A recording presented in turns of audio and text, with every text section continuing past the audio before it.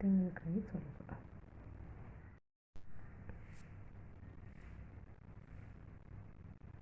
ಮೂರು ಈರುಳ್ಳಿ ತಗೊಳ್ಳಿ, ಟೊಮೊಟೊ 3, ಶುಂಠಿ ಸ್ವಲ್ಪ, 4 ಬೆಳ್ಳುಳ್ಳಿ, ಕಟ್ ಮಾಡಿದ್ದು, ಅರ್ಧ ಆಲೂಗಡ್ಡೆ, ಅರ್ಧ ಕೆ ಜಿ ಬಟಾಣಿ, ಗರಂ ಮಸಾಲೆ ಐಟಮ್ಸ್, ಚಕ್ಕೆ ಲವಂಗ,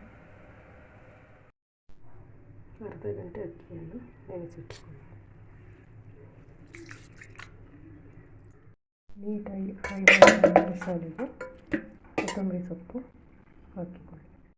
4 ಹಸಿಮೆಣಸನ್ನು ಕಟ್ ಮಾಡಿಕೊಳ್ಳಬೇಕು. 15ರಿಂದ 20 ಕಾಳು ಮೆಣಸು.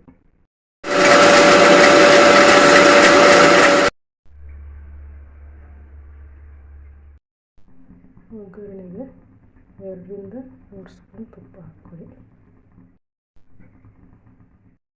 ಸ್ಪೈಸಸ್ ಆ್ಯಡ್ ಮಾಡ್ಕೊಳ್ಳಿ.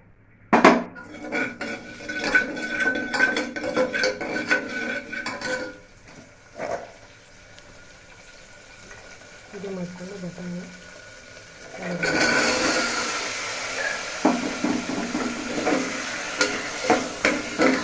ನೀಟಾಗಿ ಫ್ರೈ ಮಾಡಿ. ಟೇಸ್ಟು ಬಟಾಣಿ ನಂತರ ರುಬ್ಬಿರುವ ಮಿಶ್ರಣವನ್ನು ಮಿಕ್ಸ್ ಮಾಡಿ.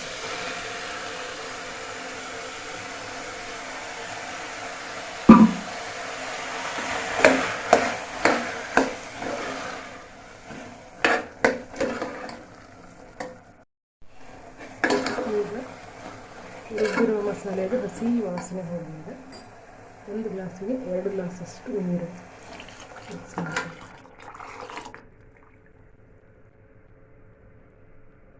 ಇದು ನೀಟಾಗಿ ಕುದಿಬೇಕು. ಕುದ್ದಾದಮೇಲೆ ರೈಸು, ಸಾಲ್ಟು, ಧನಿಯಾ ಪೌಡರ್ ಮಿಕ್ಸ್ ಮಾಡಬೇಕು. ಆಮೇಲೆ 1 ಸ್ಪೂನಷ್ಟು ಧನಿಯಾ ಪೌಡರ್, ರುಚಿಗೆ ತಕ್ಕಷ್ಟು ಉಪ್ಪು. ಮಸಾಲೆ ಈ ಥರ ಕುದೀತಾ ಇದೆಯಲ್ಲ, ಈ ಸಮಯದಲ್ಲಿ ರೈಸ್ ಮಿಕ್ಸ್ ಮಾಡಬೇಕು.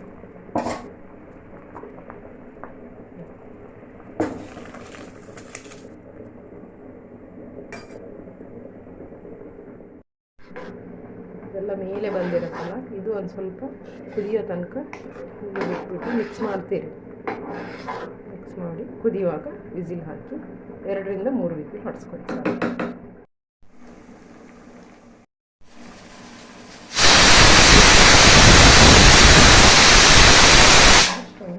ಆಫ್ ಮಾಡ್ಕೊಳ್ಳಿ.